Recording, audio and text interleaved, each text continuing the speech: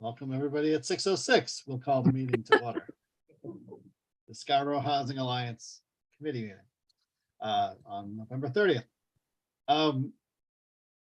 We'll start with approval of the meeting minutes from October 26th. Is there a motion to approve? Motion to approve. Thank you, Dick. Second. Is there a second? Second. Great, thank you. Any discussion? No. Great, all in favor? Aye. Anybody opposed? No. Great. Thank you, everybody. The meeting minutes are approved. Hey, Brian, Eric, per my records, I don't think we approved the August minutes at any point, so those are still open too. Right. oh, great. Eric, would you like to make a motion related to that observation? I think the August minutes were well written, so yes, I make a motion to approve those. minutes. Great, I concur. I'll Is there a second it. Great, thank I'll you, Dick. second. Any discussion? Great, all in favor? Aye. Great, and all opposed? And Bob, are you abstaining? Yeah, I wasn't a member then, so, yeah. Take our word for it, they were terrific minutes. Yeah. Great. Thank you. And Tom, I think I saw Michaela there. Yes, And is Michaela the only one from the committee there? Leroy as well. And Leroy too, okay, great. Terrific. Great, and now we are on to the next agenda item. Tom, would you like to introduce Autumn Spear? I think we're gonna do Dan first, if that's okay. That's fine. Sure. Would you like to introduce Dan Bacon?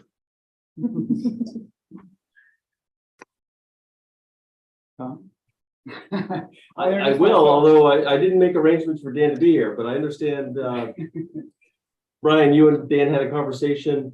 I guess for a couple of reasons, it would be great for Dan just to update the committee in terms of what the Downs project is doing.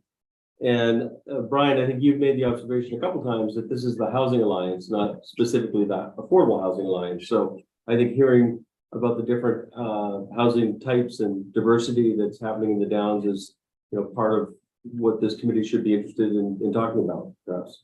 Yeah, that's Sure. right. In fact, I even was looking at the bottom of our agenda and was glad to see that we've generalized it.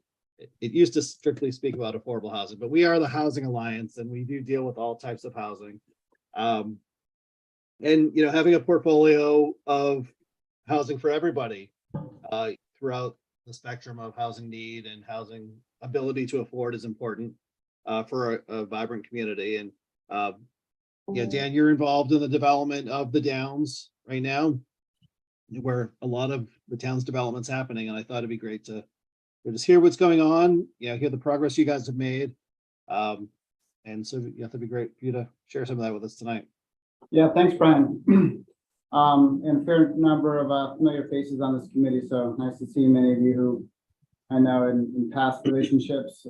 So for those that aren't as familiar, I'm Dan Bacon. I'm the development director of the Downs. And this evening, based on conversations with Brian, I was just going to kind of quickly go through the makeup of housing at a high level that's either been constructed already or is underway or is in the pipeline, because I imagine many of you have been through the projects, but don't necessarily know what the different units are, which ones are affordable, which ones might be considered workforce, not deed restricted affordable, but very much workforce that's a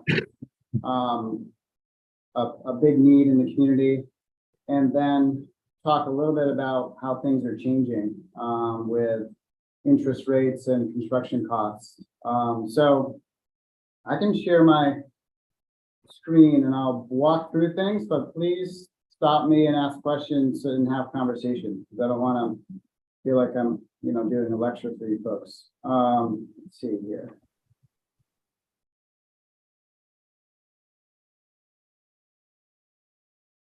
Everybody see that okay? Yep. So this is the overall site. It's about 550 acres at this point, and We're kind of finishing our second primary phase of residential development right now. And then in addition to our residential phases, we're actually proceeding with some housing in the Innovation District, which is actually a light industrial kind of commercial area. And I'll talk about that housing in a minute, kind of a more of a live work type housing arrangement. But this is the overall layout of the project. Route 1 is on the right of the screen, Haggis Parkway is the bottom of the screen, and Payne Road is to the left. So in terms of our first area or the residential area of the project closer to Route 1, there's a really incredible mix of housing types. We have senior affordable housing. Those are the two buildings closest to Route 1. Those are deed restricted affordable. The developers collaborative are doing those buildings, not our team. We have memory care, which has been in place for a couple of years now in the first phase, and duplexes as well as garden condos, all the way up to townhouses and apartments, as well as our latest kind of addition is tiny homes. This kind of gives you a sense of that first phase. So a pretty big mix of housing in what we call the Mill Village District, the first cluster of development. So the Uplands is the senior affordable housing, the Mooring memory care, 48 condominiums, some single family homes, and then some apartments. In terms of kind of the next area of our residential part of the project, this is where really construction ends right now as you work from Route 1 into the center of the project. There's a pretty wide mix of condominiums, 2 different condominium projects that are complete. Some apartments called Hayloft Apartments is actually where our offices are, and we've been there for about a year now. Really the kind of the last building before you get to the end of the completed infrastructure down there. And then an interesting mix of single family homes. We focused on smaller cottage style homes in particular, and have done a few different clusters of cottages that actually are called pocket neighborhoods, where they front a green and they're accessed from behind. And those started out when construction costs are a little bit less, is kind of really that kind of more of a workforce kind of starter single family home. Those prices have gone up a little bit since then, but we're super popular around 16 to 1800 square feet of living space, and then a bit larger single family homes right adjacent to those. What's under construction right now, we're just completing, are some townhouses, pretty close to the area I was just describing. 2 out of the 3 townhouse clusters are complete, and the third row of townhouses with 6 units will be complete in the near future. And then we have both some apartments, condominiums that are under construction right now and are completing late this year or early next year. Hey, Dan, Yeah, this is Bob. Just a quick question. When you say complete, you mean construction's complete, not occupancy, right? typically both. So the townhouses, as they're completed, the majority were sold while they're under construction. So as they're completed, occupancy happens kind of right after or simultaneously. Okay, thanks. Yeah. And then kind of to round out this area of the project, we have some of those, again, smaller cottages, some single family homes, and then most recently got approved and will be starting construction in December, 8 tiny homes. So these are unique and kind of fit a parcel quite well, and we're moving forward with these. And they're about 525 square feet in size, 1 bedroom, pretty efficient living space and kitchen, and those will likely be rented. But they also are laid out so that they can be condominiumized over time, so they can be sold in the future. But the intention is likely to rent them initially. We expect those to be complete in the Yeah. fall of next year. Yeah, On those tiny homes, what's the rental gonna be? so we think they're gonna be about 2,200. So they're not workforce or affordable then? That is workforce for a one bedroom because they include all the utilities and internet. So if you roll up the cost, they're in that workforce definition, but on an affordable definition. Okay, Um, what, Yeah. and if you were selling them, what would the price be? I don't know. That hasn't been something that we've run sort of, a pro forma on that, actually. Okay, Um, who's building those tiny houses? Roos is building them. Oh, they are building them, okay. Yep, we're self-performing No, those. You do something with the University in Maine and get them printed. Yeah, buy yourself one of those big 3D Yeah, printers. I'll bring that up to the higher Okay, power. ask Rocky if he can get some printed ones somewhere. Thank So you. because these are gonna be held, self-performed, held by Crossroads or some subsidiary, Yeah, now we'll see. they won't be, house amendments. They're, I guess. Right, they're not still- gonna be, they're not gonna be sold initially, but it's set up so that they can be, from an approval standpoint. Okay. Yeah. We thought, given the economy, given mortgage rates right now, it was wiser to start as rental. And also the need, for the rental property.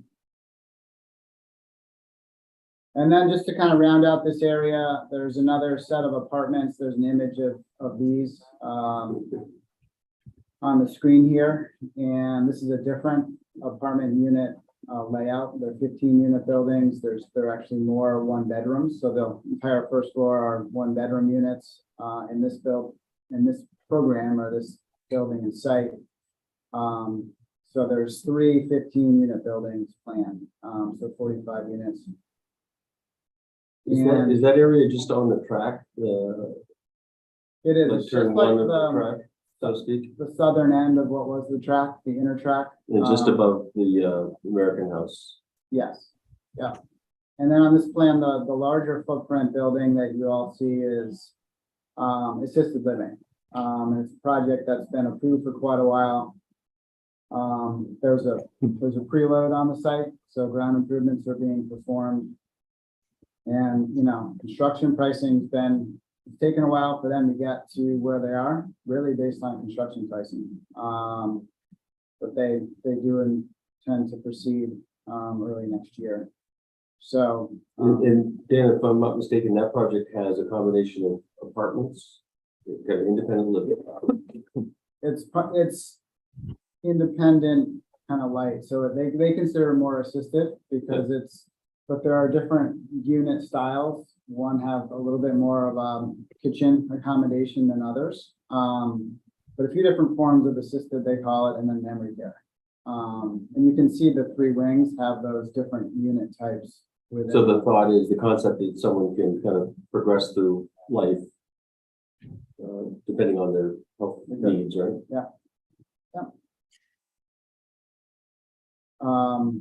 And then to answer questions about the apartment, rental rates, again, it's the 1 bedrooms are in, I think they're 1,700 range, and then the 2s are around 22, 23. And I'm talking about bedrooms. In this project, really all the utilities, including internet, and therefore kind of cable are included, which isn't necessarily the norm. Kind of give folks a sense. for And price. just while you have this up, for the committee's benefit, they heard last month, about the 3I project. Mhm. I wonder if you can just point out the site of that project, just for Sure. relations? I'll jump to another slide to do that. Okay. You guys don't. Come back to that one. So this is the best kind of aerial image that shows, this is a view looking at the planned, at least initial phase of the town center, looking from the project actually towards Higas Parkway, if you can picture that. Kind of sitting on the roof of the grandstand almost, right? Yep. And so you see 3 or so buildings right in the core of the project. The one to the left is the site plan for Free at Home. And they were quite interested in this location because it's right on the edge of kind of the town center, close to what we envision to be kind of central square, where you see some green space and some plaza space so that their residents would have easy access to that. And then be close to services, you know, close to other businesses, Close to the brewery, right? close to the brewery. Ways away.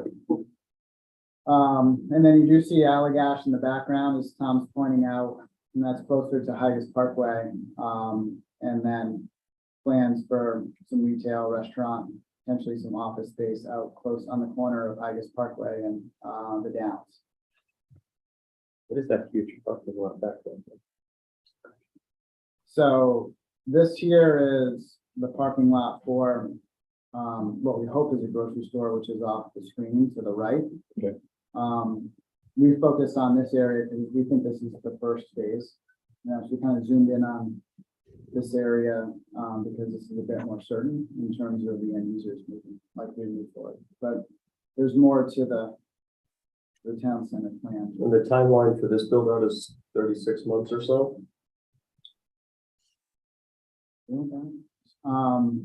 So we hope to start middle of next year in terms of construction.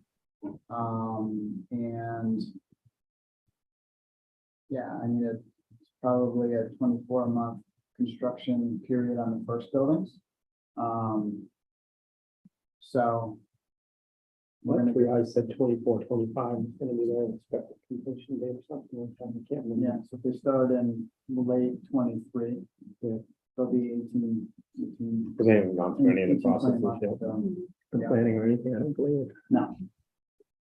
So this plan, I went back one, just highlights in color, you know, what we think might be an initial phase in town center. You'll see the buildings that are highlighted versus the larger picture, Leroy. You know, you see like the potential for a grocery store here and some other development activity.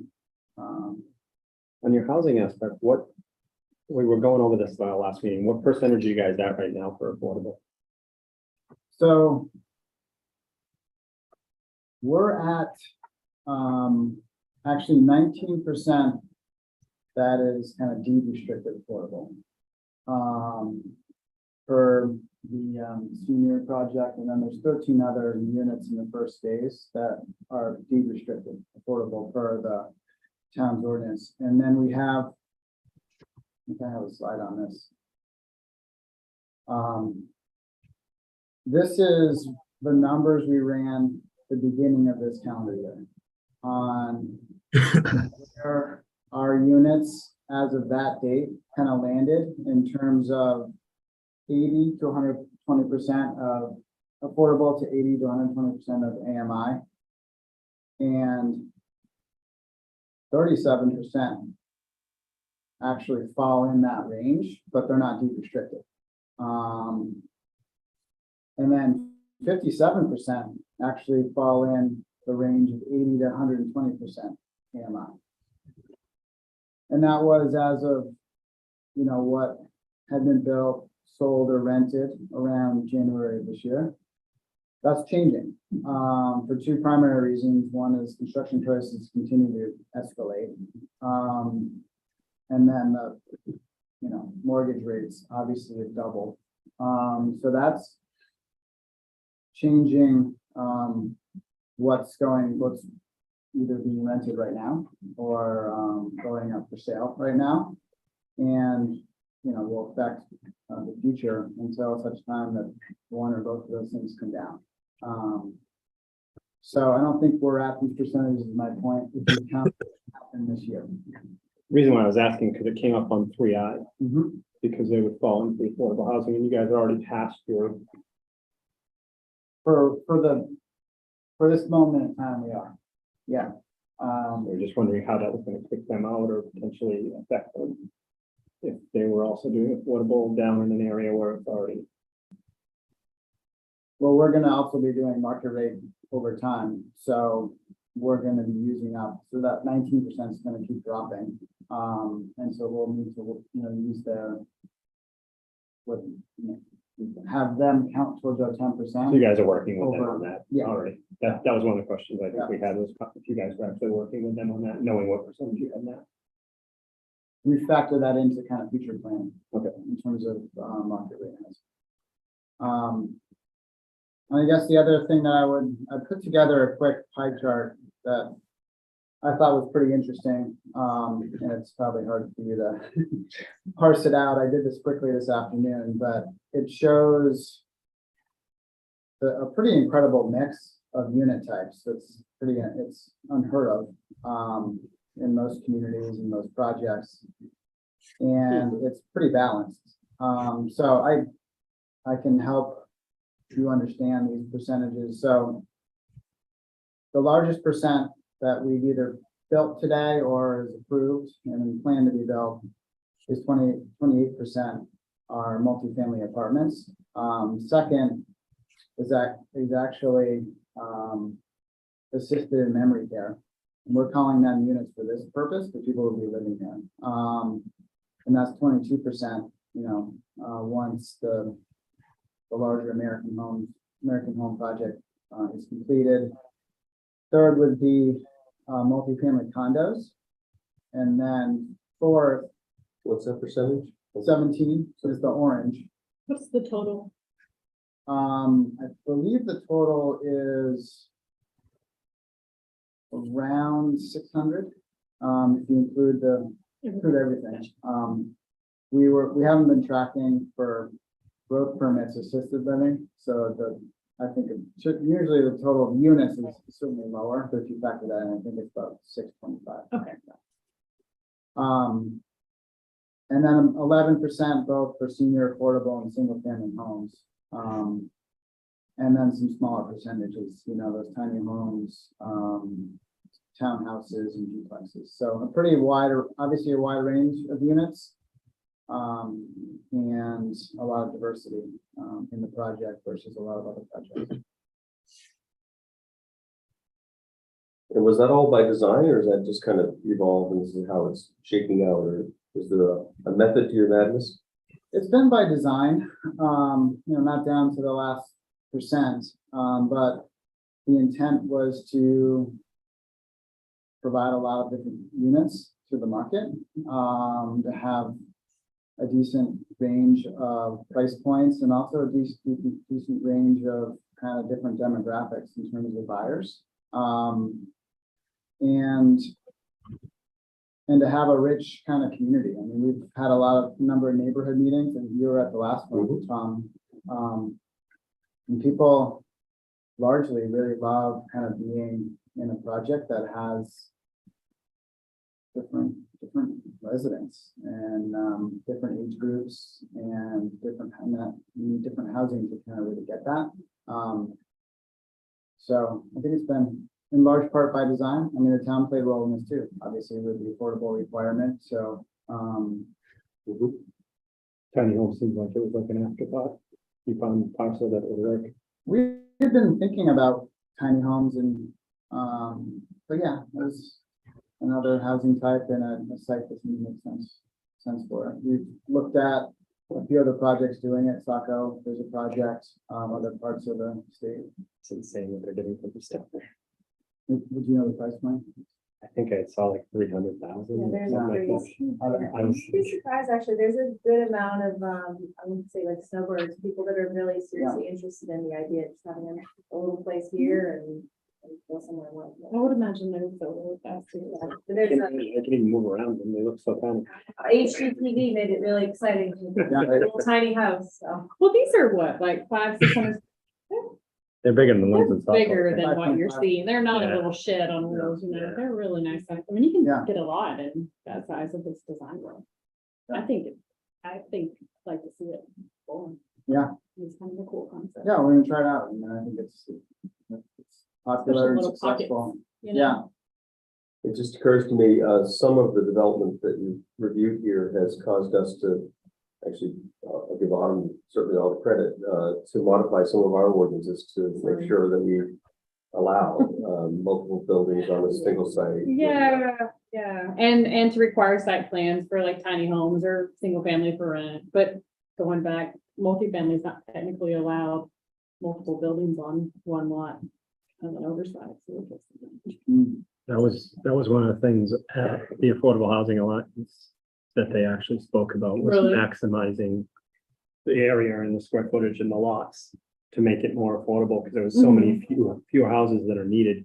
I think it was like 24,000 shortage or something like that. Mm. And they were talking about towns redoing their planning and their ordinances to help accommodate some of those homes to be able to be built, so. I'm ready for you guys to start building like accessory dwelling units on purpose. Hmm. And doing something kind of cool with that. Just throwing it up. Some of your single family lots though are just big enough to accommodate the home, much less an ADU. well, actually, There's one over there. Is there one? There's one. the one in Oh, the yeah. corner next to Canada. Above the garage. It's funny, it's usually an afterthought. People don't go in thinking they want to have a, to have their parents move in with them, yeah, but, you know. Yeah. it is I'm like, in yeah, that situation, so it's like in my Yeah. brain. You think about it, yeah. I know, it's something yeah. I think it's gonna be more and more high I think so. commodity, whether it's your kid coming back from college or whatever after high school or an elderly parent. I think it's something you guys should be thinking of, because consumers are gonna need it.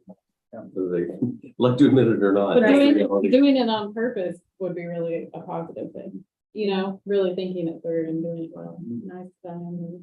Yeah. Be really cool. Dan, thank you for the presentation.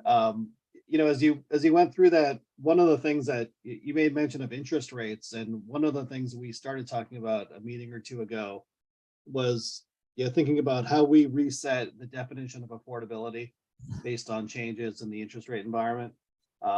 And what that's gonna do to, you know, what qualifies as an affordable rent or affordable housing price.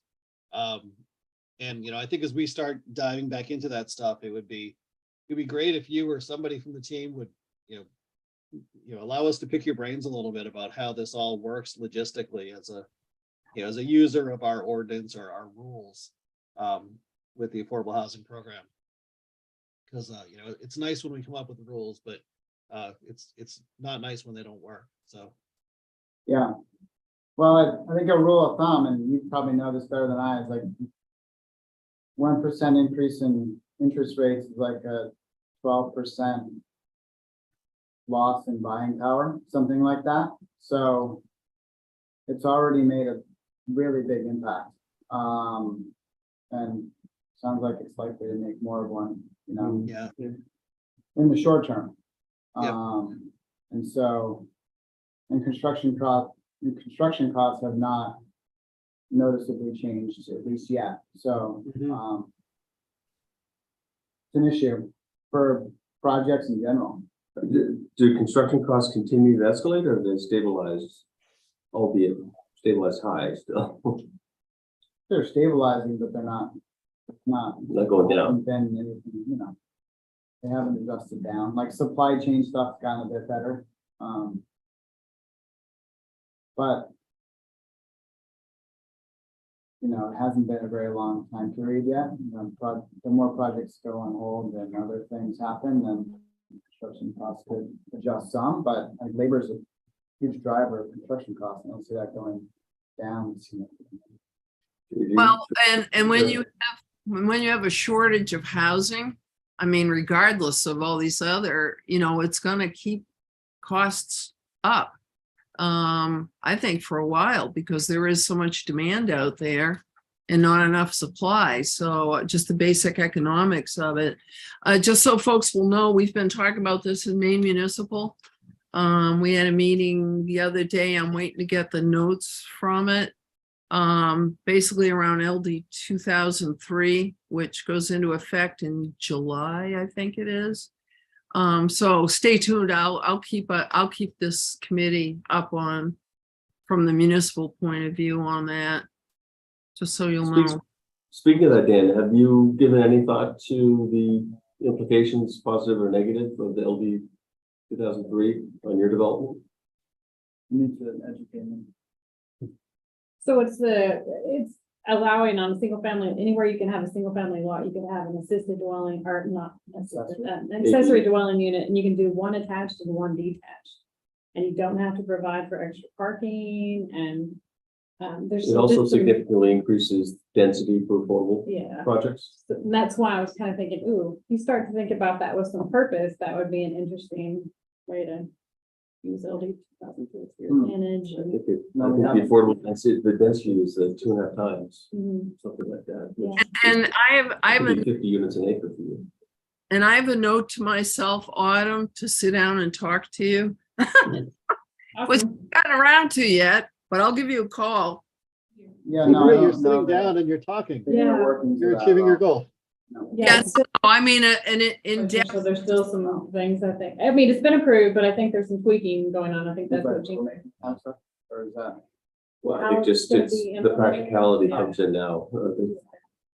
And Look then good on It paper. wasn't just like housing though, too, it was like lots, you know, if you had a single family lot, It's- public water, public sewer, and It's- go from Right. a single family home up to, I don't remember how many units. it I think was, it's, but- We talked about. Three. I want to say it's 3, and then if you didn't have anything on it, there was a 4 limit. It's, Yeah, there was a lot of. yeah, A lot of different avenues. little ways to do it, but. Like now we have accessory dwelling units, but you have to be able to provide an extra parking space and setbacks and whatnot, and so it frees up some of those. Well, and there are limitations on that, because you do have to follow state law with water and sewer, i.e. Septics and Mhm. wells. So that's, I'm just I'm gonna bring us back to the agenda real quick. Just so we can get to Autumn, who's next on the agenda, and might get into some of this stuff. Dan, thank you very much. Yeah, you're welcome. Thank you. That was a great presentation. I hope we could also have you back for some future updates. Yeah, because I think, again, this is where most of the development's happening in town right now, and it's a good way for our committee to learn about what's going on and see the good work being done. So, thank you. You're welcome. Happy to be here. Surprised at the speed of Costco, it's going quick. And you may be interested in at least one of the topics that I was going to cover. The council, in spite of the fact they came up with, I'll call it a bit of a stopgap measure for growth permits for your project in particular. They have immediately embarked on another dive into the growth management ordinance. And to that end, they're interested in soliciting input from various committees, this being one of them. And so help, it actually was initially prepared by one of the counselors on, kind of tuned it up on and Karen. And then we're now jumping right into the kind of data gathering phase or input phase. So with that, Tom, will you please introduce Autumn Spear? Yes, I'm pleased to introduce you all to Autumn Spear, our still new planning director. I think you've been here 3 months, 2 months, 3.5. 3.5. We're going on 4.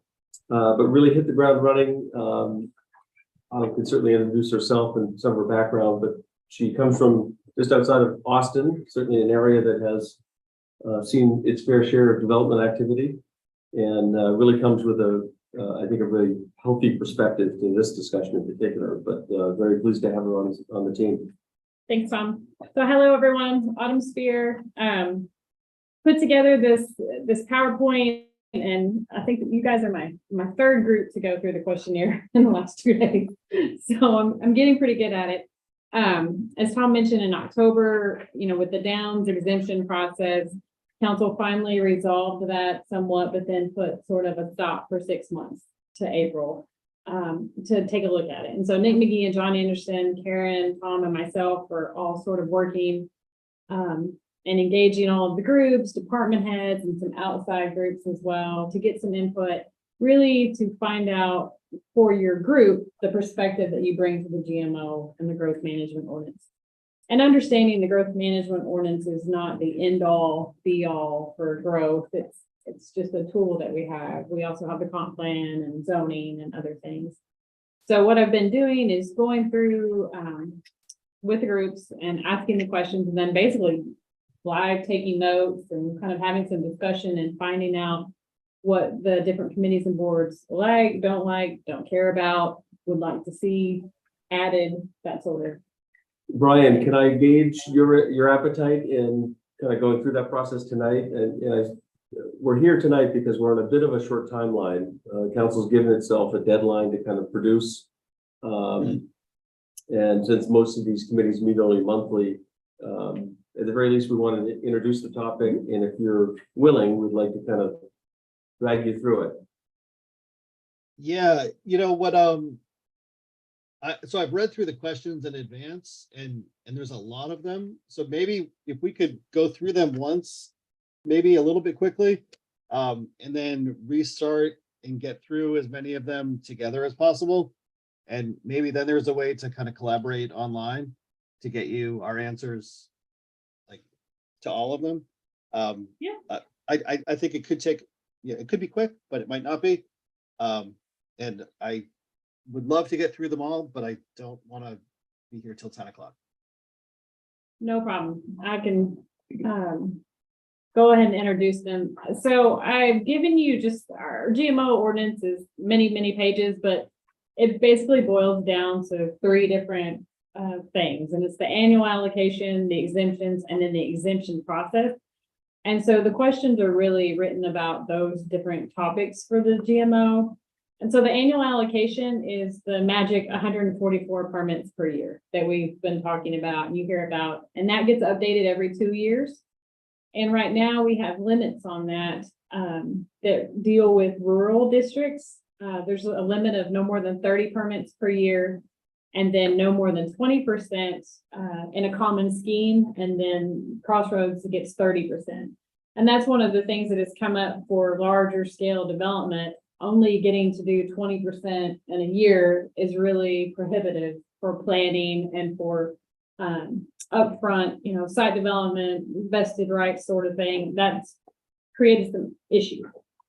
The second part of the GMO is the exemption part. And this is kind of the simpler things, I think. Right now, we allow repair and replacement units, gift lots, no permits required. All affordable housing units are exempt from, and I think that would be really important for this group to get some feedback on. Manufactured housing, those are exempted. Those are our licensed communities we have in the town. And then we also have this new one, and it does have a time limit. It's 100 one-bedroom multifamily units, no limited, 750 square foot. And then 10 workforce housing units. And I'm not really sure where the 10 number came from. So that may be something It's all Jean Marie's fault. where that came from. That was a political compromise. So there you go. And then 289, I'll say it was the Crossroads Downs compromise to get them through until we can get this rewritten. And then number 3 is the exemption process. And this is the one I think has been the trickiest because you have to be in the designated growth area, part of mixed use or multifamily, and public benefit. And I think public benefit is the thing that trips up most of the decision making because we don't have a really clear understanding of what public benefit is. And so that question's actually been, I think, the most interesting with the different groups because I've been able to really garner what, sustainability, what transportation thinks public benefit is from those perspectives. So put your Housing Alliance hat on when you think about these questions and when we answer them. And so questions number 1 and 2 are pretty generic. And I think let's put these in here so does the number of new residential units constructed have an impact on your decision making? And I think that answer would be obviously yes This is for an the easy Housing one. Alliance. Yeah. But why, how does that come into play? And then question number 2 is, does it vary if it's multifamily or single family? So that's question 1 and 2. And then question number 3, and I can stop or you can answer or discuss. Sounded like someone had a question or a comment. Brian? No, No? Okay. Question number 3 has to do with the annual allocation, and it's what aspects of the annual allocation that we currently have, yay or nay? So is it good that we have this cap? Is that bad? Is it limiting? Is it great? You know, those kind of, that input is what we're looking for. Question number 4 is for the exemptions. What aspects of the current GMO exemptions do you believe work well and why? Is it good from this board's perspective to keep all affordable housing units exempt? Is it better to limit those? That sort of input going through. Question 5 and 6 is about the exemption process. 5 is, do you think having an exemption process is a good idea? And I think what we've heard so far is the exemption process is a good idea, but it needs to be very explicit in what's required. And then that feeds into number 6, which is public benefit. And then 7, what do you identify as public benefit? Are you looking for a percentage of affordable housing? Are you looking for a percentage of unit mix? You know, what kind of things is the Housing Alliance looking for public benefit?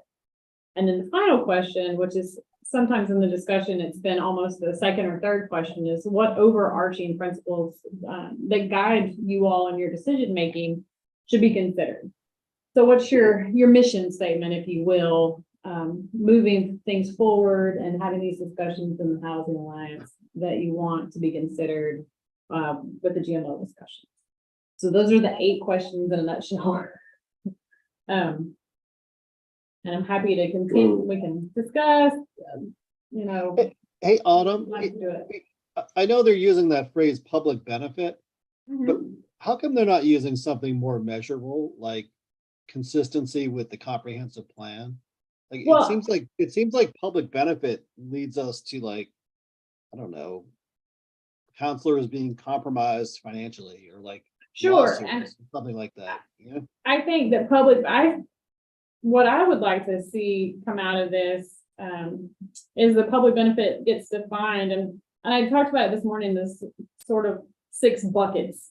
And one bucket is sustainability, one bucket is housing, one bucket is conservation, one bucket is parks, community services, that sort of thing. And you can have measurable thresholds within those. And, you know, once you define that, then you have to achieve all of those things. Or a and certain number. a certain level of that, right? A certain mix of that. But then somebody pointed out this morning, which I thought was really good, shouldn't all projects have to do that? Not just the last man in, so to speak. Because if you're in January and you get your 125 units, you just do the basic, but then if you're in June and you want an exemption, the way it's written now, you have to go above and beyond. And so that brought us back to, well, our ordinances really should speak to the above and beyond, or what we're really looking for. And then the exemption process maybe is more about something different than public benefit. It's something really special and unique, and it's not just your standard. So there's some different ways to think about it. Brian, if I could, and maybe for the benefit of the committee, the genesis of that public benefit piece, we kind of backed our way into it. When the council created the current GMO and established 144, I think there was obvious concern whether, or there was recognition that that was not likely enough to accommodate certain large scale projects, the Downs in particular. And so the council said, well, we might be okay with it, but we'd like to know detail. So we'd like to know what the project is before we say yes to it. And legal counsel advised, you're really setting yourselves up, counsel, if you don't create some standards. If it's just arbitrary and it's 7 people saying, yeah, I like it or I don't. And so good, bad, or indifferent, the notion was introduced of this public benefit, which is something that's used in the context of contract zones. As has been pointed out, it's still very subjective. And so really the council set themselves up for the predicament they find themselves in. Is we really don't like being asked case by case whether this makes sense or not. So I don't want to get too, go ahead, Jim. I'm sorry, and I'm jumping as something just landed on my roof of my studio here. Anyway, I can tell you right now that within the council, we've been talking about getting rid of exemptions. If at all possible. You know, And if- write it to the GMO, because we don't want to be in the position of being quasi judicial, because we're a legislative body. So I just thought I'd throw that out there. Yeah, that's fair. I think the sentiment of the two counselors, Counselors Anderson and McGee, who were tasked with this work, have said as much, that Yeah. they would like to come up with a system that is kind of self-fulfilling, that does not involve the council. Whether we can get there or not is Yeah. the work that's ahead of us. Well, I think exemptions help you get there, right? No, By being So- exempt, you don't need to make any let's go decisions. to jail. Well, I mean, there's ways, yes, Brian, it could be, if you broaden the exemptions, that may be a way to get there, to add more. So maybe, Brian, the exemptions are positive, but maybe the exemption process is what Yes. is really, that's that third part. The Yeah. exemptions are just sort of given, and maybe that could be the part that gets expanded, and then the exemption process gets Yep. taken away or You know, in a Brian, different fashion. Brian, in the interest of time and attention, I appreciate this is a lot to be, hearing for the first time, and it's tough to react thoughtfully. We could create a Google Doc that I could share with all of you, that you could all provide your own direct input into in terms of these questions, and then Brian, you and I can try to make sense and come up with a composite response from the group. Yeah, That then makes can we sense? share that, and then we could share that response with the group before we get it over to. Yeah, we bring back kind of the final check-in with this group to get confirmation on that. Yeah. I will warn you, though, we'd look for probably a 2-week turnaround on that, just so we can kind of stay on task. Yeah. So if that pleases you, we can create that Google Doc. I'll invite you all to it tomorrow. And you can start adding your input on the various questions. Yeah. Does that make sense? Okay, Do you all have any questions for me about anything, any of the questions or, okay, I'm good. so I didn't mean to short circuit it, but I get the sense that this group would like to It's a long think about these things a discussion. bit before. Autumn, is getting rid of this darn thing a possible outcome?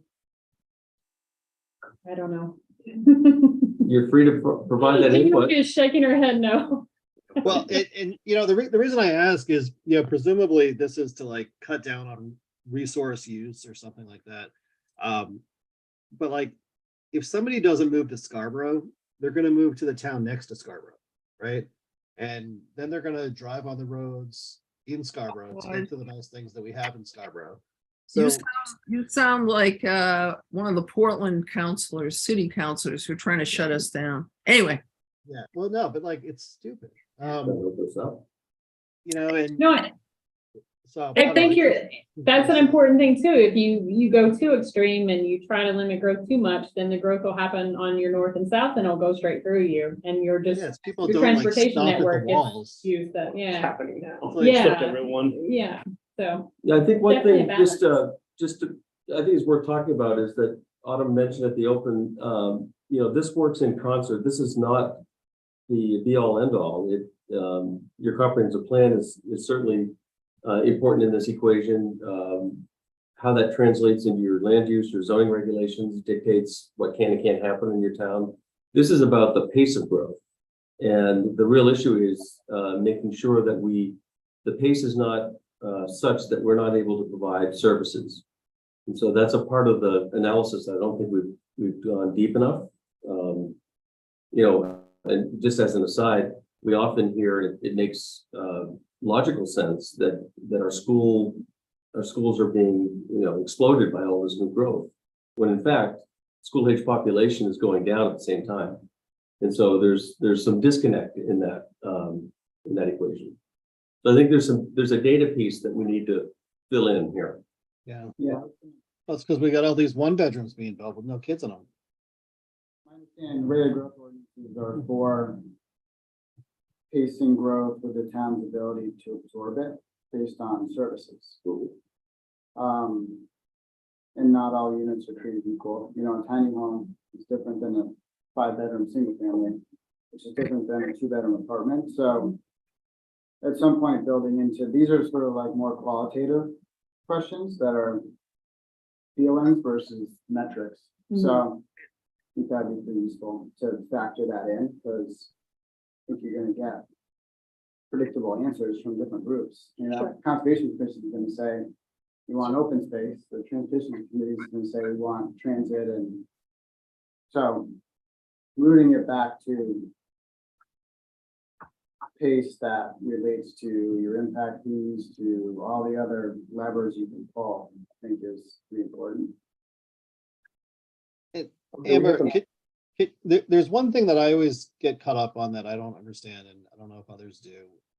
Like, how do town, and maybe it's probably a big complicated answer, but like, I live on a street, and across the street from me, it's like a 4-bedroom or 5-bedroom house, and there's 3 people living in there.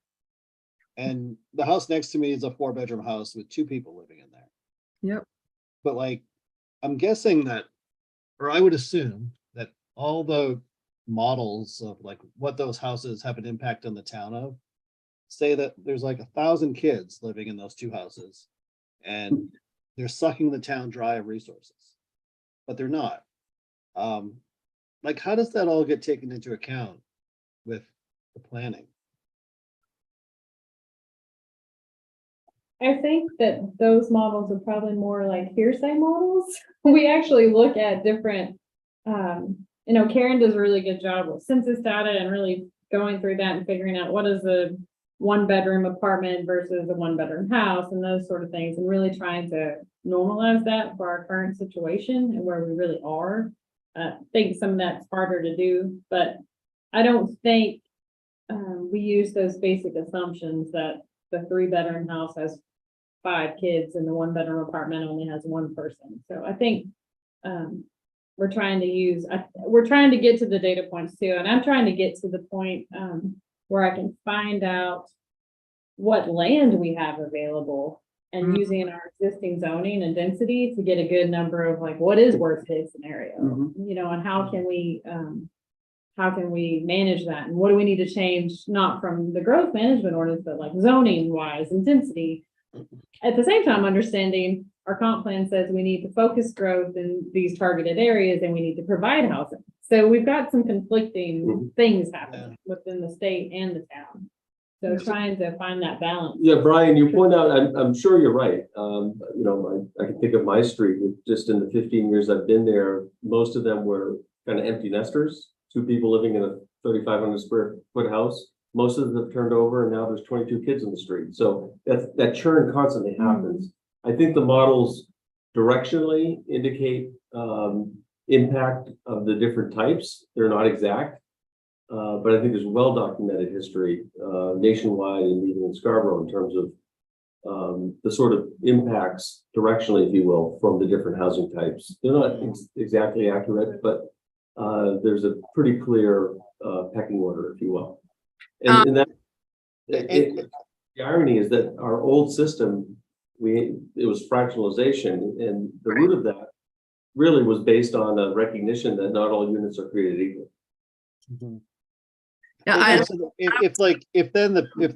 the problem, if there's a problem, if the problem is people's perceptions, right? So like if the data's there and if like the doers are using the data to do the right thing, and kind of one of the problems is public perception. Is there something that, we as a housing alliance can do, to help with that perception in the public, or, to work with the town to, I don't know, kind of help educate people or, because if misperception is getting in the way of good housing development, that's a problem. I think you're right. I think that's where it's tackling. Quantitative data has a big part of this conversation, but I don't know that it's going to be successful in all cases. There's, we all have our personal experience, and it feels like there's more traffic on the road, and I can't find my space, get a space easy at Hanford anymore, and you know, it's those sorts of, or the beach parking is overtaxed.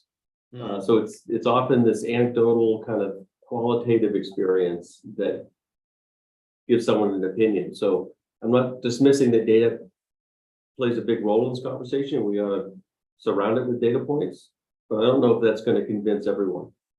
We talked about schools, kind of impact from schools and stuff. I think my question would be, have we done anything? Do we have a matrix for public safety? Because I mean, you are adding a ton of units in there, plus we're adding some really big commercial. What is our ratio now for like police officers? Do we have enough with the growth that we're actually doing to? And those to are be big, sustainable? the nationwide standards are usually based on population, so many offers per 1,000 people, so on and so forth. And those are very predictable. As our population grows, we are going to have to expand our public safety services. Conversely, Public Works, what the Downs is doing, they're going to have 3,000 units in 8 miles of roads. Most of the rest of Scarborough is built on the, you know, greenfield and, you know, very inefficient, tons of infrastructure that we own and have to pay for and plow and pave and all those sorts of things. So, you know, the efficiency of density matters in the equation too. Now, is that gonna be public down there for services or is the Downs? Okay, No, it's There's public. public streets, but there's also alleys and there's a mix, okay. but yeah, the town's gonna be maintaining 2/3 of the, you know, streets, if you will. Because Great American Neighborhood, that's pretty much all of them, right?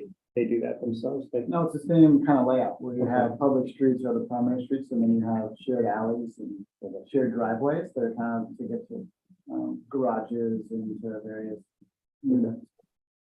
Probably 2/3 public, 1/3 private, usually you can drive on. So I'll create that Google document tomorrow and share it with all of you. And we'll give you some homework and a timeline to input your responses. And then Brian, our challenge will be to try to make sense of those and come up with see what the themes are, I guess. Great. Okay. Autumn, you had another matter you wanted I to. have another one. Perfect.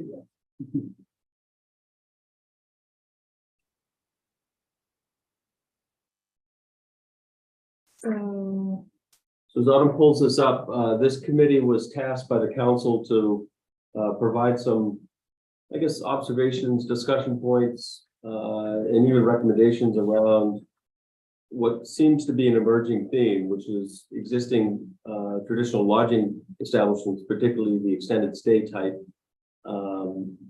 expressing interest in converting to multifamily. In particular, that's what's come forward. And this committee did some really good work around that. I think the council was interested to receive it. And thankfully Autumn jumped right in and is trying to make sense of the recommendations and to reduce that to kind of actionable, you know, ordinance amendment language to advance this more formally. thank you.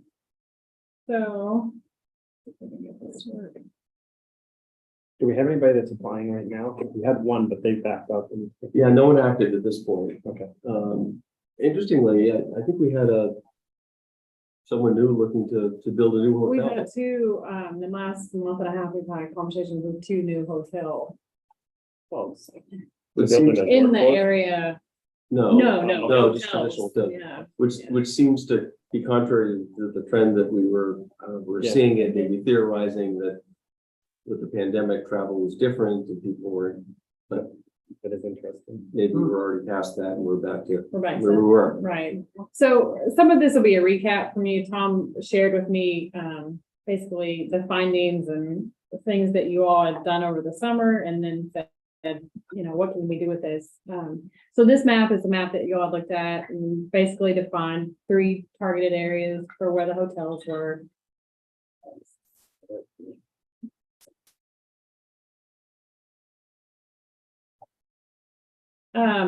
So I think you all met August 3rd, and there were the areas, coastal, Route 1, Payne Road, and then there were 7 zoning districts that were included. And then part of the recommendations were a streamlined process for the motel to apartment sort of or hotel conversion. And then looking at a conditional use or special exception process. So there's 5 properties in B2, and those are all on Payne Road, and multifamily is not permitted there right now. And then there's a couple of properties, the Comfort Inn and the one next to that is still on B3 on Route 1. And then there were 3 other properties on Route 1 that TBC and TBC3 or multifamily is permitted by right. So they could technically do this conversion if they wanted to. So I really focused on group 1.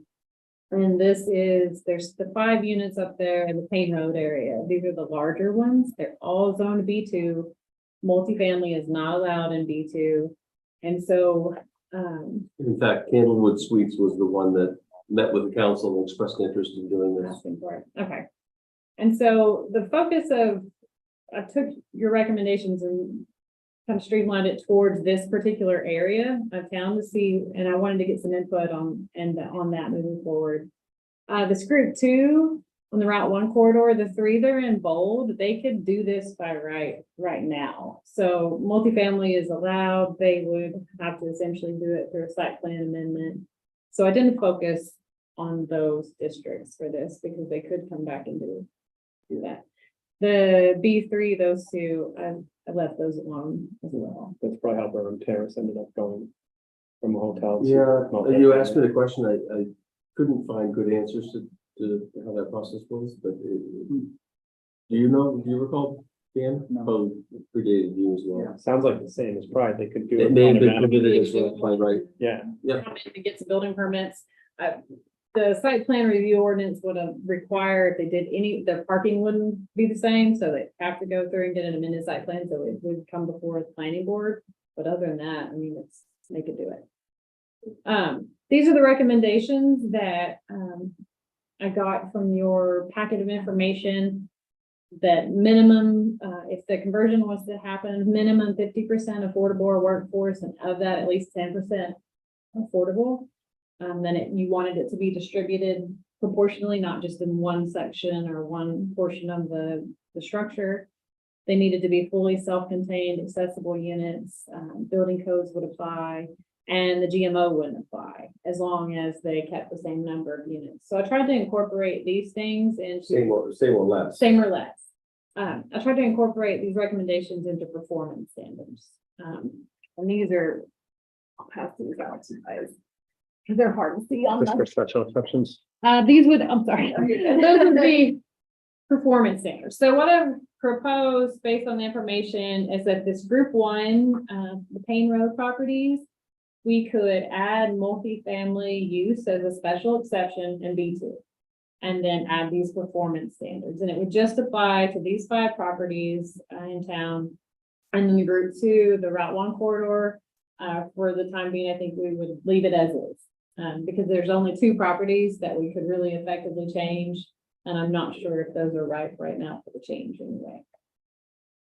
So to add the special exception language, you would really just add it as a use in B2. Like on the screen, number 5. So it'd be multifamily dwellings would be subject to performance standards in section. I think it ends up being Z. We have one space One left, yeah. We're done. So. And so process wise, that would go to the zoning board of appeals? Yes, go to the zoning board of appeals, and so it would be a 30 to 45 day process.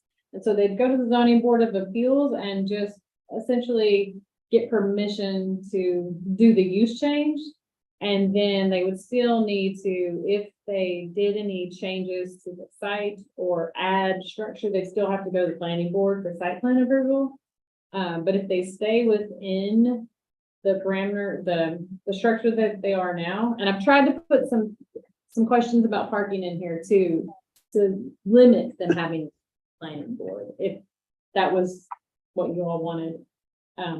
We can go both ways. I got from the recommendations that you wanted it to be a fairly painless process and quick, so to speak. Mhm. And so that's the way I've kind of focused it. But if there's any other extra or anything, we can always add that. I was on zoning board for 9 years, and one of the questions is the parking, and I Mhm. think the current requirement is much higher than any of these units could facilitate. Yes, yes, and that's the one in green. So I put in, some questions, so just starting, with these. Some of my questions were about, the renter occupied workforce and then affordable, if you wanted them to be deed restricted, if you saw that, who was gonna verify that sort of thing, I think that needed to be cleared up. And it could be added to the performance standards. And then for these first 5, I wanted to know too, if you wanted a minimum size for the units. If that was anything you were concerned about, as long as they had their own kitchen, bathroom, bedroom kind of space, it didn't matter how big they were. But other than, these really are just following along with the recommendations we all saw. And again, the big one, I think, I added,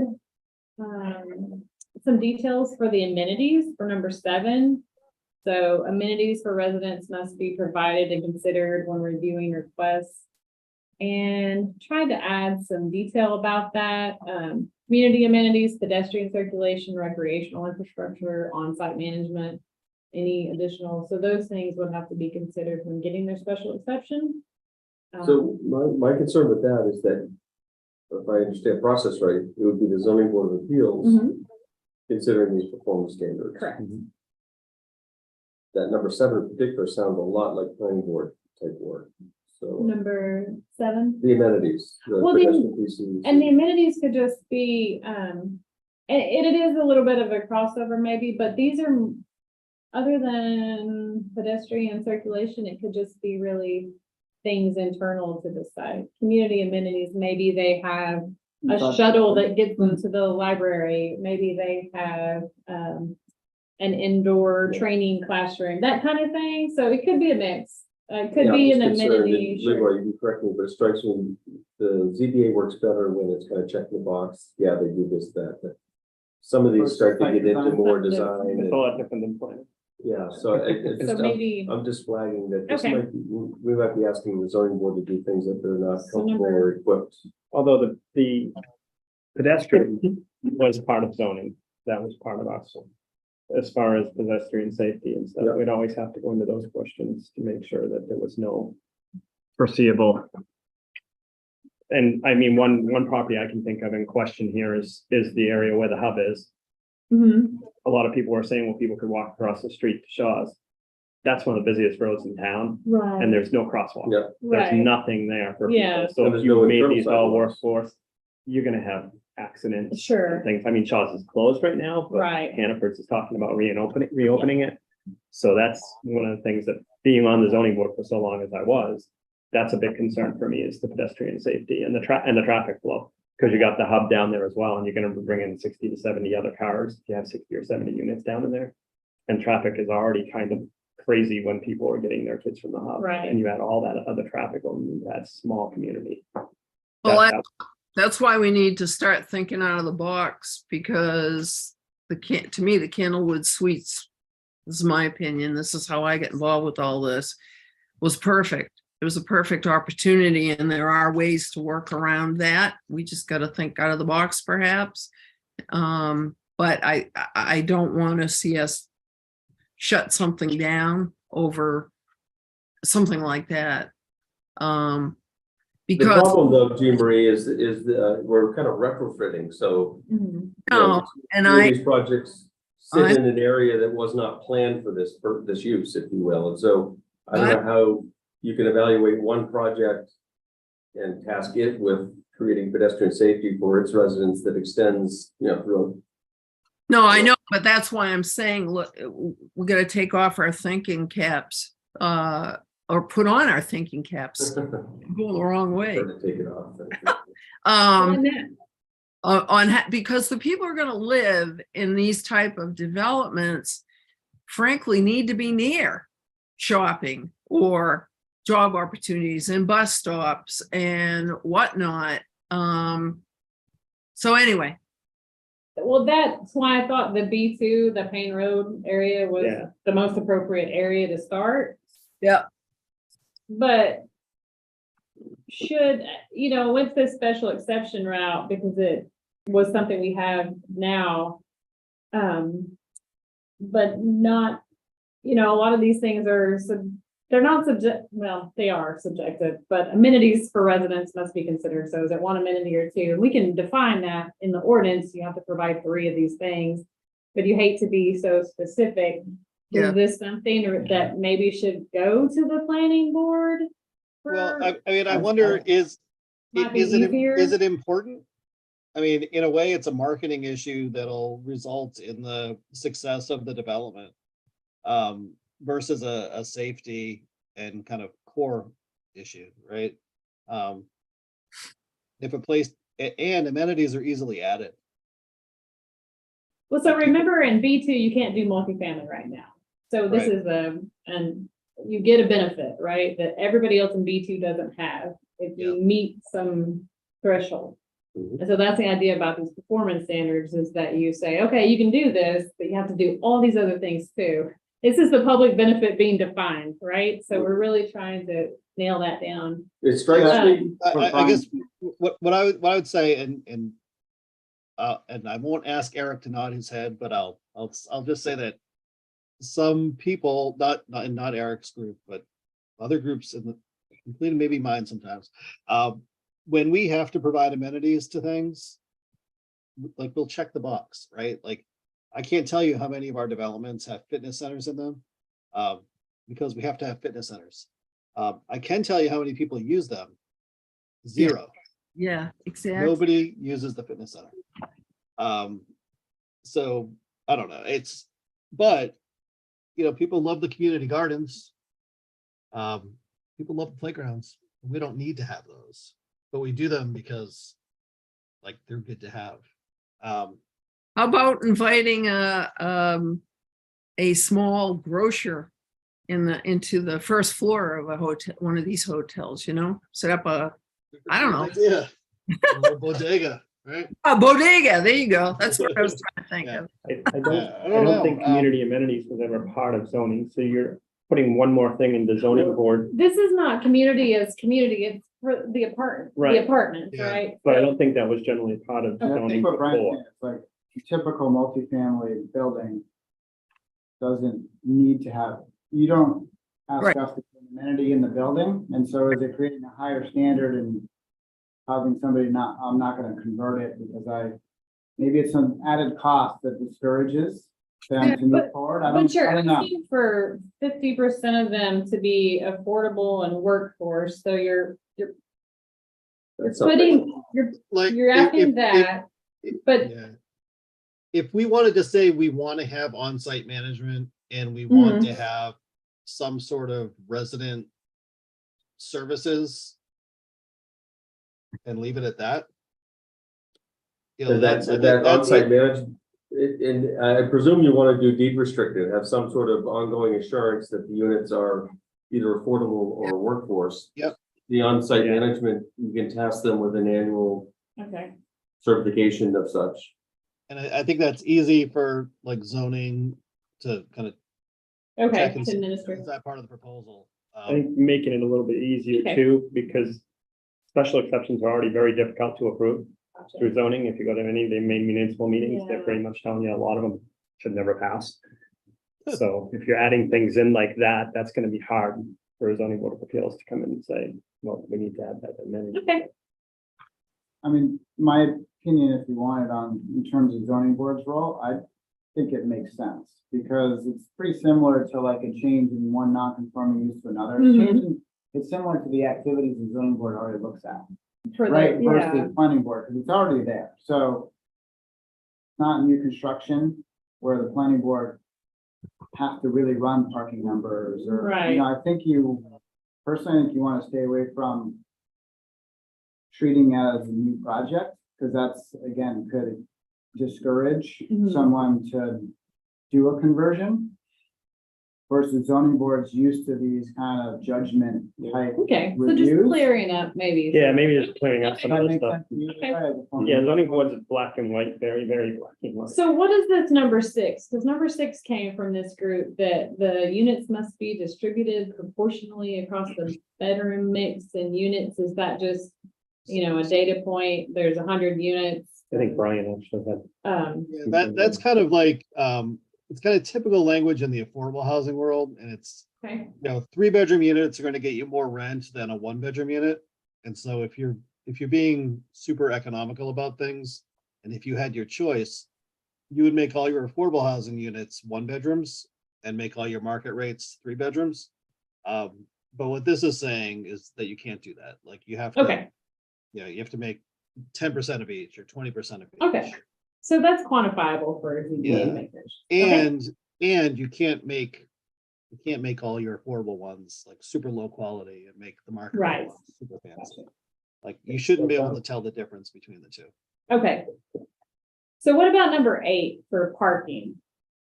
So, highlighted in yellow on the screen, I think green on the paper, is that hotels right now are 1 per room, but multifamily is 2 for 2 bedrooms and 1.5 for 1 bedroom. So you're not gonna be able to achieve that on site. Is it acceptable to put a reduction for parking in, or what were They you all might, you know, thinking? I bet you they'll be combining 2 rooms into 1 apartment. Okay, Interestingly, though, the Candlewood Suites, they were looking for a 1-for-1, and that was unique to them because they were already self-contained, they had kitchenettes. Hmm, They're extended stay. Mhm. I think you're right, Brian, most of them will be combining 2 hotel rooms into a single rental unit. What was the largest, 112 or something? Do you know the floor 90, plan? 116 for the Fairfield and Kennelwood. So if you combine 2 rooms. The then bedroom, like it was like a studio. It's not, wasn't a separate. I think so, bedroom. right, Yeah, right. But they weren't proposing any additional parking, basically, and they would not have had to go to the planning board. They were doing no exterior improvements, no site improvements. Just kind of cosmetically cleaning up the rooms. is that also based on occupancy though too, for parking spaces? Like how many? I'm assuming these don't have like 50 to 60 I parking think she's spaces. just saying the standard for hotels was 1 per. Mhm. I've just been down in that area. I don't know if there's that many spaces. I think they said they had like No, 6 not more the way it's spaces than now. they had rooms. Okay. It just seems like it's less than. And they Maybe I'm may just have missing- enough, they may have been around and provided extra. You might wanna put the studio allow them to go 1-for-1. Mhm. If it's tenant stay, I think they would be probably studios Mhm. and seems reasonable to me that they have 1 space per studio. Right. I mean, that does to me too, so I just wanted to see what you all thought. You can see 2 people living in a studio, each with a vehicle. The other issue just to keep in mind, this complex with a Roundwood, it's private. There's a homeowner or business owners association. So one of the other owners didn't object, but was saying, well, what's gonna happen if there's overflow? Where those folks are gonna park on my property? Mhm. So, Was that Pierce? yes. I think he was talking about plowing too. It's a fair question, right? For removal of, If they don't provide for their own needs, those folks are gonna spill over somewhere else, and he has 2 properties down there, right? He has the old, at least. mainly Cubs. and Yeah. something. So would it be appropriate to ask for, I mean, do you want to keep it with the multifamily ratio, or is there a possibility for reduction for parking? It's Because about the zoning board deal with it. I mean, would they that be actually something have they the- could look at? They do deal with it. on a They regular have the basis. authority to reduce parking. Okay, Yeah, so we could just write it in sort of that you can reduce it up to a certain percentage. Mhm. And then they the can, zoning board. okay. And then the exemption from rate of growth requirements is that as long as you stayed within the original unit count. So if you go down, it's no problem, but if you try to go over, then you would have to get a growth permit, that's fine. I think that really hinges on getting at least 50% affordable workforce Right. and 10% definitely affordable. Whoops. And then I put this number 10 in, trying to accommodate some changes without having to go to planning board. Just minor modifications, some parking lot modification, maybe some restriping or things like that. Adding some landscaping, adding the sidewalk connection to a different door, maybe. We have a minor development review process we could do in-house. And then if you increase the floor area, more than 100 square feet, it would have to go to planning board. Does that seem reasonable? So is the ZBA the No, this- arbiter of what's no. minor? no, this would be town staff, like what we do now for other projects. So this wouldn't be, this would be, so I'm envisioning, Fairfield and going to ZBA with a list of proposals and what they're gonna do, but then coming back with us with some site plan amendments maybe, or hey, we're gonna restrike. Yeah, so the ZBA doesn't ever determine what happens after them. They rule on what's in front of them. And then it's a staff consideration as to whether it needs planning board. Yes, Okay. Generally goes back to planning board or the town planner. right. For special Just- items. Keep it in that same vein of Makes thought. sense. Okay. Now, if we did do one of these down there, is it gonna be the town's responsibility or the developer's responsibility to put in like a crosswalk or something like that going over? I don't think that anything offsite would happen at all if you did one of these. So Right. it would all just be on site, I'm and just meaning to get to the supermarket that's across the street on a very dangerous road that's already backed up. it wouldn't fall on them if we do it this way, So it'd be an expense the town would have to Right. incur for redoing this. right? That's, If we wanted to, yeah. And that was a big issue, a number of councilors expressed that with respect to the Roundwood situation in Payne Road in particular.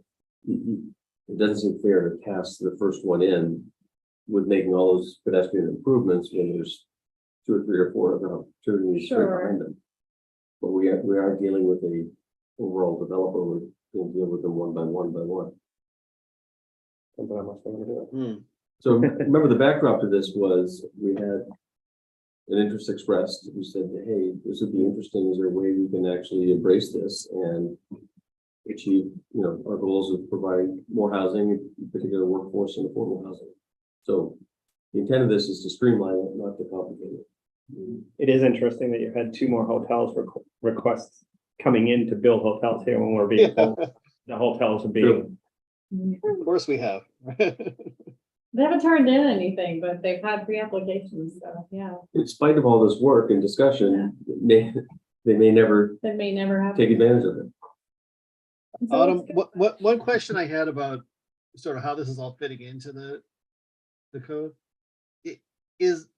There's no chance that this would either inadvertently or something allow for a new multifamily dwelling to be built, right? It's clear that by making multifamily allowable, that it's only allowable as a conversion. Yes, that's the first existing lodging uses, maybe, that's the first language in the performance standards. Could you go back a slide though? And yeah, so like right here. This doesn't make multifamily a special exception. Even as a new building, does it? It makes multifamily dwellings subject to performance standards of section 9Z a special okay. exception in B2. Then 9Z And then, says yeah, you so have to this is the convert. first part, And then and flip to the then first B, performance the standard. first, Gotcha. Introduction. introduction is that it can be converted, yeah. So before all the multifamily developers get excited, they have to be a hotel Right, first. Right, we could say like multifamily dwelling conversions or something that. I guess everybody has to go to this section, but you will perk people up. Gotcha. Readjust the zone. yeah, I was trying to, I actually thought about that, is there a new use we want to call it, but then How to it engage just the reader. became so many. Yeah. And yeah, this is a really, I'm gonna say the question because I've started to ask it, but it's a stupid question. is there like a minimum amount of time that a hotel should have to be open before it can convert to a multifamily dwelling? I see how your mind works, Brian. You're always trying to game the system. Open up for a week and then convert over. Yeah, like, Uh, That's a good point. Yeah, because that does open it up. If you've got a new hotel coming in, to open them up to do that right away if they wanted to. Hotel, it has multifamily parking requirements, doing 2 spaces per room. That does kind of circumvent. but you know what? If they did that, Brian, and they came back and did 50% affordable, 10% workforce, and they did all this, I mean, it might be all right. yeah. Like, Yeah. do we maybe want to say a hotel that was like in service before 12/31/22? Yeah. Yeah, we could add a date for sure. Like a year. That's pretty common. Yeah. Events, To eliminate the nefarious. Mm-hmm. I like it. All right. But let's just, what if someone wants to game the system? They're still gonna have to meet all the performance standards. Why would we care? Well, fair. I have a simple question. I mean, if you come in to want to build a hotel, don't you have to have a hotel license to operate as a hotel? Yes, Right? So if you wanted to convert from that before you open, you'd have to go through this process, right? yes. Yep. Well, it's not permitted unless they Mhm. go to the zoning board and they demonstrate that they meet all the performance standards. Right. So they can't tell us they're gonna open a hotel and not do it. Without They can, coming they back can to, build it. They can't run it without the license. right. So they have to come back to us, go through this process if they wanted to convert it. Yep, that's right. Okay, But I think, that's a legitimate concern, as was mentioned. I think we can add existing, right to this language here, existing lodging As of certain date. established as of I like that. January 1st, Yeah. 2023 or something. Whatever it is.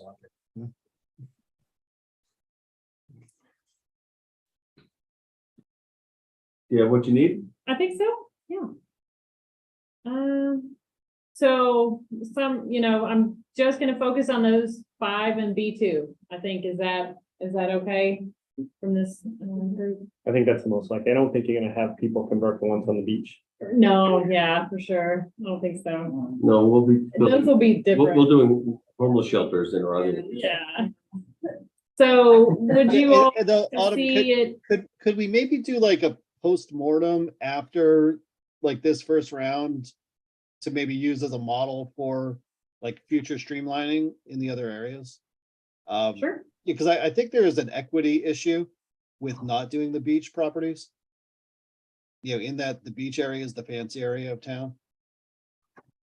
Right? So if, I think continuing to move forward with all the areas is important. Certainly doing this area first is fine, but I think we should continue to, keep an eye on all of the areas that are affected. And I agree with Not to do it, Brian. Sorry. Brian on that.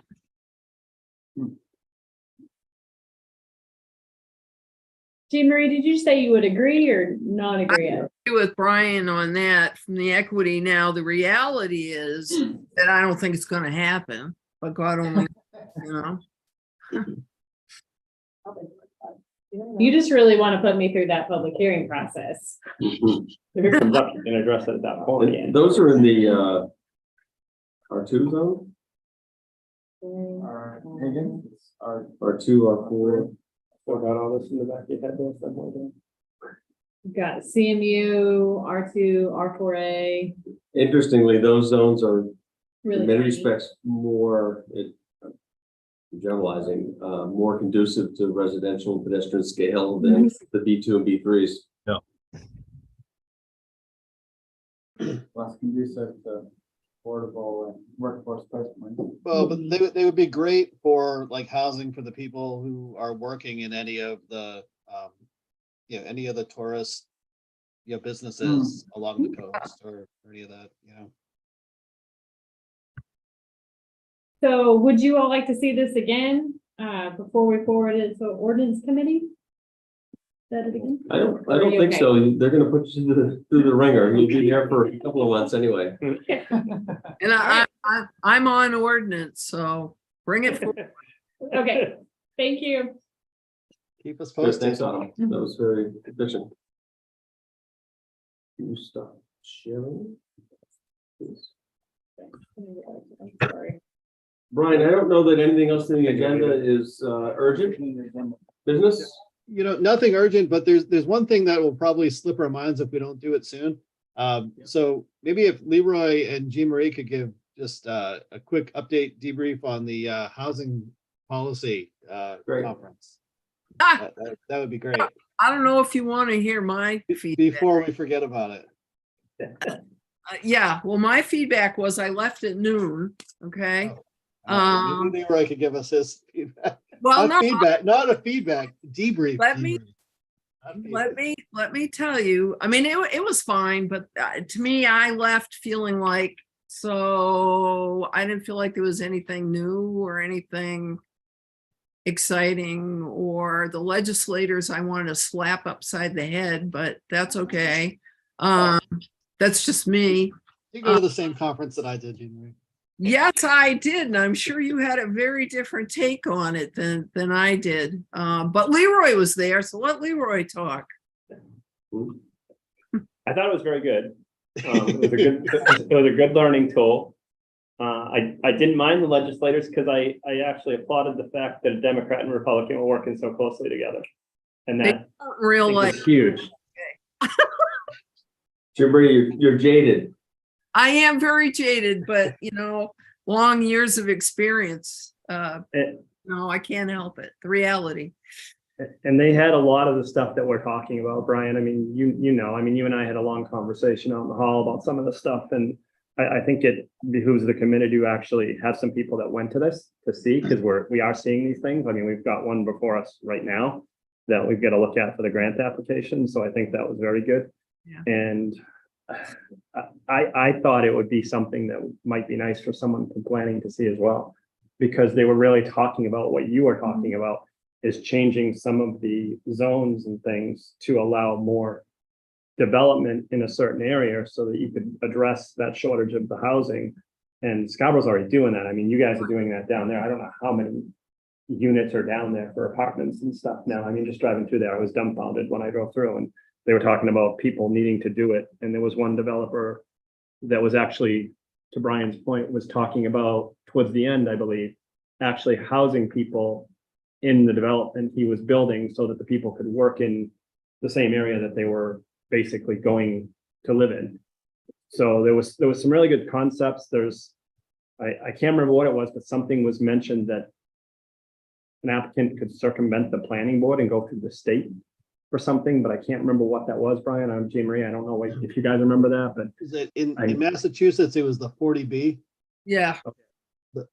Yeah, the 40B process in Massachusetts. And that was a huge bone of contention with Maine Municipal and on LD 2003, because that's that's the board, right? That if it doesn't go locally, a state board can step in and No, so if a town in Massachusetts has less than 10% of their housing stock is affordable, right, a developer can right, develop in that town, develop affordable housing in that town right, without local approvals, basically. right. And Maine is such a strict home rule state, particularly smaller municipalities. When you get outside of Greater Portland, that was like that went off like an atomic bomb.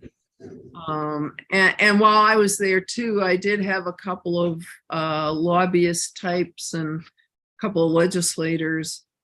I had great discussions with people there. Don't get me wrong, and I had to leave, so I'm being sort That of. doesn't sound like it was. I'm being a wise ass, but anyway, the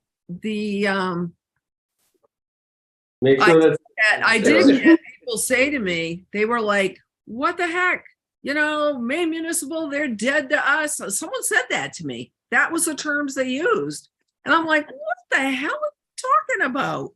We're all trying to do the same thing here." But anyway. Well, to wrap mine up, I appreciate the town sending me because it was some good information and some good learning tools. And I mean, thank you for doing that because I was on the zoning board for many years and I was chair of the zoning board, but I learned a lot about some other things I didn't know. And my What they family say, it was went like up crying. 25,000 people, like 25,000 houses short in the state. 25,000, 24,796 or something like that, or 25,000. Yeah, that number seems to be familiar. And I mean, when I was growing up as a kid, my parents lived with my grandparents because they couldn't afford to have their own place. Yeah. So Right. I have come from that as well. Like, that's a lot of houses. That's, I mean, And when Well, you the think, Downs is going to cover all of it, Brian. yeah, right. and when you think about That's 8 Downses, right? right, and when you think about how long it takes to build one house, it's Yeah. like, oh my God, how many Forget years it. is this gonna be? That's why they're building all the low houses now, Dean Marie. Yeah, Yeah, those are faster. more Hey, tiny get- houses. Get that printer going from UMaine, let's go. It's pretty wild. Well, Yeah, so Brian, you yeah, mentioned 40B, like this is actually a local version of 40, so 40B in Massachusetts. You go to the zoning board, it's the zoning board is the board that. And you don't have to meet density requirements, you don't have to talk to the planning board. You don't have to comply with growth management ordinances, as long as you do 25% of those units affordable. So like, in a way, you're doing like a little 40B light with the hotel Mm-hmm. retrofit, because you're not going to the planning board, yeah, you're not complying with growth management, and you know, it's there you go. it's that kind of process, so it's interesting. We're more forward than we think. Yes, You don't tell anybody else those things. Yeah. Well, was that their way of handling aggressive growth? It was, yeah, it was their way of handling, they call it the anti-snob zoning law. And it was their way of getting, town, like fancy towns to get affordable housing. What it turned into, unfortunately, it is, one thing it did was get more affordable housing, but developers now use it as a bargaining tactic with the towns, and they say, oh, we're gonna do a 40B project. And the town says, oh, no, don't do that. They say, all right, fine, we'll do a market rate project of half the size. You say, all right, fine, do that. So kind of both sides get what they want. But there's more affordable housing now. yeah,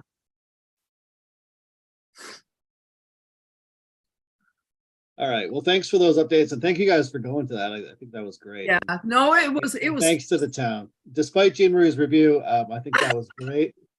And I very already good. told Tom my feedback, so he hasn't made me pay it back yet. Blushing. I think he just wanted an update and a debrief, not feedback, Jean Marie. Brian, did you jump over a couple of things to get to that, or? Yes, Yeah. unfortunately I did, yes. Okay. Yep. People, Um, I will tell you, people were impressed that Scarborough had as many people there as we did, people from Scarborough. Well, So- we're the fastest growing town in the state. Yeah. But yes, The former assistant town manager was there. Oh, there's a, yeah, Just she added our works for table. the Affordable Housing Trust, yeah. The one thing I just want to make you aware of, Brian and I have, and I've recruited Brian to be part of it, but, the forecaster, Drew Johnson, is looking to do kind of a affordable housing article on the region, at least the region that he covers, so Scarborough, South Portland, Cape Elizabeth. We've yet to connect with them, but, we're destined to do that in the next couple of weeks. And not exactly sure what sort of data he's looking for, but I think he's looking for each community to kind of report out how we're doing as regards to affordable housing. And I think a lot of that's probably spurred on by Cape Elizabeth's ongoing saga. So Brian, if you're still willing, I'd love to have you part of that conversation. absolutely. I don't know, 2 months, I got an email from somebody. I don't know how they got my name, probably through the committee, but. Yeah, probably. He reached out maybe a month ago. This is one of those stories that doesn't really have a time associated, so I think he's starting to do the legwork. I've come to appreciate this kid. The kid is in his mid-20s. Trying to really kind of understand the issues before he writes the article. Autumn, I may need your help, just documenting some of the deed restricting affordable units that have actually been produced. So we can work on that. Great. Tom, as we're wrapping up, we do have 3 more discussion items, but I don't know that we have time for 3 more, but any quick updates on the 3I project? I don't know how quick it is. This committee heard that proposal, though we didn't vote. I heard kind of a consensus opinion, of very supportive of that grant request. Following that meeting, I did a little more work looking at the eligibility of the application itself.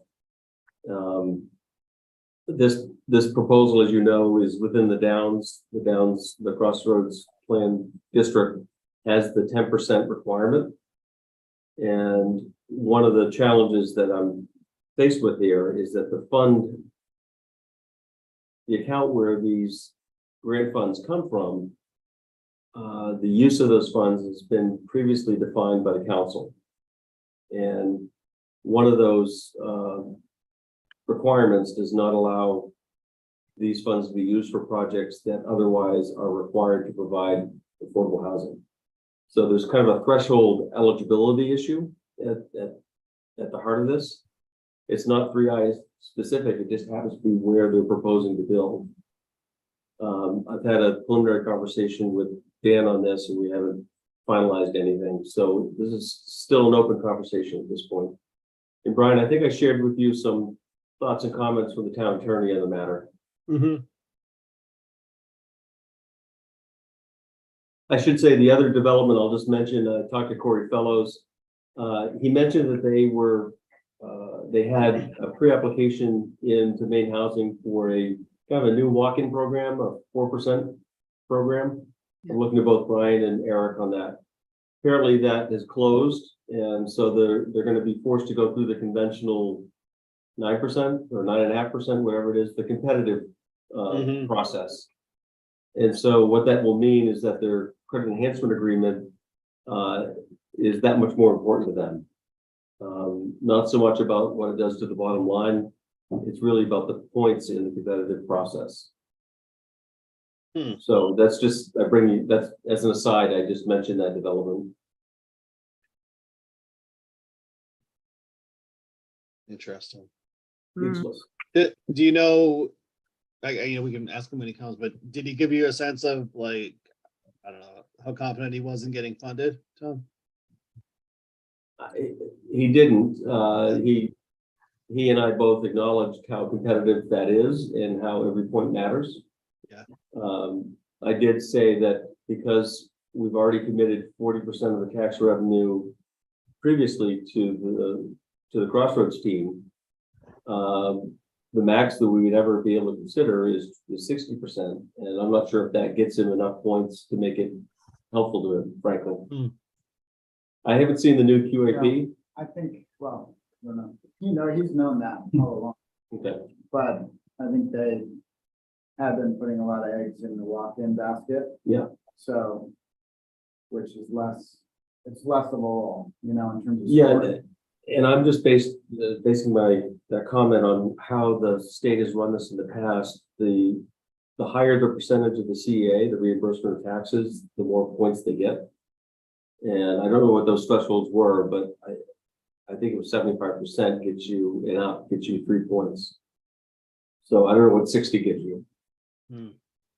And yeah, not to do the development work during our meeting, but is there a chance that they may be able to score based on the percentage of the tax that they would owe versus, so that'd be nice.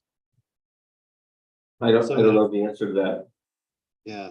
All right.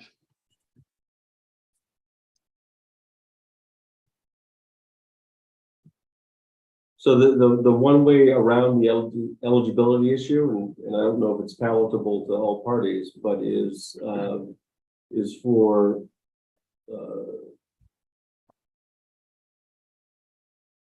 these extra units, I don't know how many there are, 50 or 60, if they're not included in the overall calculation for the inclusionary requirement, I think that it could be eligible, but That's potentially a big ask of the developer. All right. And they're all gonna be affordable units? Yes. Yeah. So that's kind of where it is. I don't have Yeah. anything definitive beyond that. I just, I think we need to get past the eligibility issue first. Yeah, And I guess I don't want to set up a situation where this committee recommends something that the council is not in a position to support potentially. It's great y- concept. y- yeah. I guess that's true. At the same time, I think if we're making recommendations based on policy or based on, Yeah. I don't know, supporting some sort of public, well, ironically, I'll say public benefit. Um, you know, regardless of what we think other people are gonna do, I think that's good too, right? No, fair point. My general rule of thumb is I don't like to put anything, even sniffs of controversy in front of council if I can avoid it, but sometimes Yeah. it's unavoidable. So pretty much what we're saying is we can't really do anything with this one right now anyways, because it's not. Well, I think it's still an open question. It's Yeah. ongoing. I don't, Dan, maybe you know more how time, you know. I don't know, Eric or Brian probably know deadlines for the competitive round. I seem to recall it used to always be early September, It's fall. but they need approvals, like site plan approval. Yep. Local approvals well before that date, in that the appeals period, I believe, needs to pass. So just thinking around the calendar, they're gonna be proceeding with design permitting, you know, the first 6 months of 23. Yeah, and the timeline of your purchase and sale agreement and conditions of that potentially matter here as well, I suspect. But just in terms of their general program schedule, I think Yeah. that's what it is going through review while they're preparing their applications and collecting Right. funding sources. So my sense is I don't know that we need to render a decision this month. Yeah. I would expect we need to do it early in the new year. The pre-applications for this year's 9% round have already gone in. So they're gonna be looking at next year, next fall for the potential funding round for the 9%, which means they probably wouldn't get their award until December of next year to start construction at some point after that. Eric, what if they got their pre-app in this year? When would they get the award? I'm not certain they did. I think they were due like in August or September. Oh, is that right? Okay. I don't know. I think when they Eric, came when in, they were Eric, when talking you way say out. next year, you talking 23 or 24? It would be the 20, assuming Maine Housing does a 23 round, it would be next fall, August, September of 23. Do they not always do a round, Eric? No, You they, said assuming. no, they normally do, except if for some strange reason the IRS doesn't do allocations in a given year, then there's no money to be had. But that hasn't happened. It could.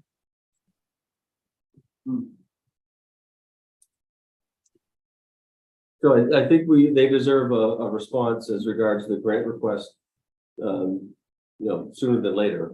But I think we have the time to kind of continue to work through this issue and get some clarity on the credit enhancement agreement as well. I think that's going to be in some respects equally difficult when it gets to council. Yeah, Tom, in light of the, I guess in light of the fact that their whole funding plan has changed. And that's part of the application. Maybe it makes sense to ask them to reconsider their request and reapply if they're still interested. Fair enough. I can have that conversation with Corey. If, at the very least, modify their application to reflect the changing circumstances. Yeah, Sure, I'll have that conversation with Corey. maybe they don't need the money anymore.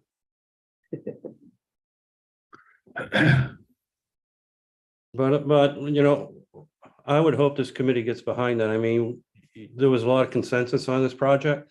And I wouldn't want you know, us to have a change of policy or whatever you want to call it to slow this thing down.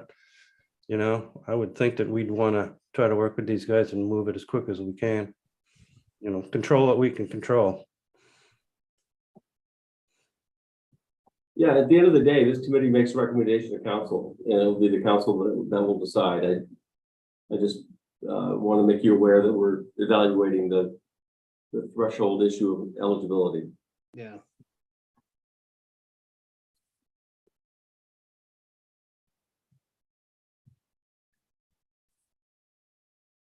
Beyond that, Brian, I don't believe that there's really anything else that certainly demands time and attention tonight on the agenda. Great. Then before we go, I'll just ask that we folks start thinking about goals and priorities for next year. Not to talk about them yet, but just to think about them.